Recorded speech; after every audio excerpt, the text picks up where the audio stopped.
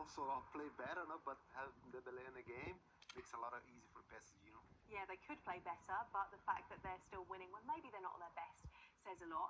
It is shaping up quite nicely now, though, isn't it? But when you're Bayern Munich looking at this, knowing that if you win today, Rafa, you're going to face PSG, maybe you'll look back on that final group game against Benfica, those changes that Vincent Kompany made, and look back a little ruefully. Yeah, I mean, it's too late now to regret, but I think if Bayern do get knocked out either today or by PSG, then people will mention that Benfica game is one that could have avoided these type of opposition. Of course, you're going to have to beat decent opposition if you want to go deep in the competition, as Bayern want to do eventually anyway. But it is always nicer if you have an easier route, because bigger teams means perhaps more yellow cards, more suspensions coming on. You have to maybe play extra time because the opposition is really good.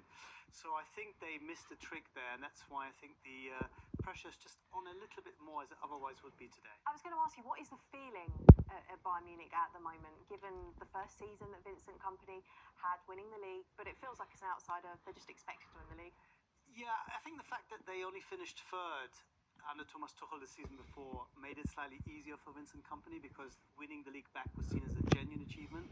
Otherwise, as you said, it would have been just, well, of course we win the league, what else? What else are we winning? So the fact also that he managed to reunite a dressing room that was a little bit fractured, a little bit fragile, mentally also not quite as resilient. So a lot of positives, but the Champions League, they fell short. Getting knocked out by Inter, they really wanted to get to the final.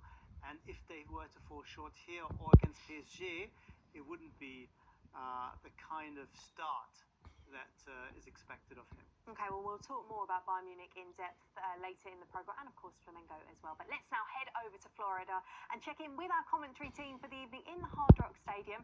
Michael Brown is alongside Rich Wolfenden. Good evening, guys. Evening, Kelly. Yeah, we are pitchside here in Miami, and it's an absolute scorcher. The team news is in, Michael. We've seen Flamengo before. We've seen them beat Chelsea and Philadelphia. And for you, who's the standout player in that attack today? Well, they didn't disappoint in that game. Obviously, they were put under pressure, but the longer it went on, the grew into it. It was the captain, actually. Gerson, who was the leader. So he is the standout one. He's the one who grabs it in advanced positions. Obviously, tactically, you've got Jorginho sitting in the middle of the pitch with Eric as well. So I think that's really the hub. And then going forward from those midfield two, they start the supply line back on the top of the pitch as well. Needs to really contribute very, very early. Wesley down the right-hand side is going to be a key threat. Lots of eyes on him. A lot of eyes as well on the central midfield of Jorginho, who's just slipped in to this side. He's fell into that team effortlessly, hasn't he, really? Well, no doubt he can do, can't he? It's Jorginho, very comfortable. He obviously is the one that's you need to stop him on the ball, but away from that, we go towards Bayern, who've obviously gone with a very, very strong side. And Bayern made a handful of changes from the side. They were beaten by Benfica. Harry Kane comes back in. Is he there's so many star players, but is he the star player? Yeah, I think you look right across the line. I think Harry Kane is the one who can lead it. Obviously, a more experienced back four is in place. The two in the middle, Gozeta and Kimmich with Elise. I think that's the one, really, is the one who can cause lots of problems. So Coleman, obviously down that left-hand side, is going to contribute, but it should be by instead. Brilliant. Cheers, Michael. Kick off in just under an hour, Kelly. Thank you very much, guys. Yeah, really looking forward to that. When we take a look at those changes, we expected, didn't we, I think, Shay, both sides to make the changes. We saw Bayern make 7 for the last game. They've made 7 again. But as the guys identified there, they're bringing back the big guns, so to speak. Yeah. I mean, it's not great football now. There's no room for error. There's no mistakes. Vincent Kompany has to go full strength. Kelly really does, and Michael mentions this about Harry Kane being the main player, but I really love Elise on the right-hand side. I think he's a fantastic talent. Obviously, we know him a wee bit in the Premier League at Crystal Palace, but I think he's gone up a level, both in the Champions League, both in the Bundesliga, and I think in this tournament as well, he's really lit it up. Rested for the last game, but I think if he plays well tonight, I think Bayern Munich play well. That's how important he is as a player. And of course, the other guy Coleman is very fast on the other side of the wing as well. So. Yeah, the front 3-4 for Bayern Munich are very, very strong. Do you agree with all of that, Rafa? I hope so. Absolutely. And Rafa's basically marking your answer there.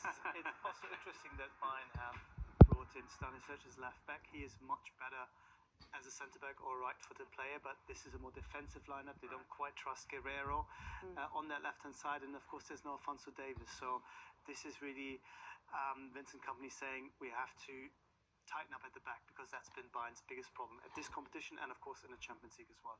6 changes for Flamengo too. Was that the team you expected to see this evening? Yeah, that's the thing. Like, I think Flamengo, they played some couple games well, especially against PSG.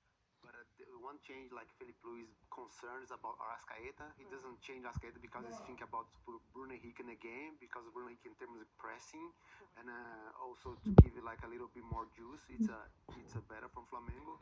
But he decided to stay with Arrascaeta because he's a more technical player. He can like give more dynamic for the team, especially on the final third. But I think Felipe Luis tried to make Flamengo a little bit more strong in terms to have the ball, to not let like Bayern has the ball. So they want to try and have as much of the ball as they possibly can to stop Bayern hurting them. We'll dive into some of those attacking threats a little bit more for Flamengo very shortly. But any match for Bayern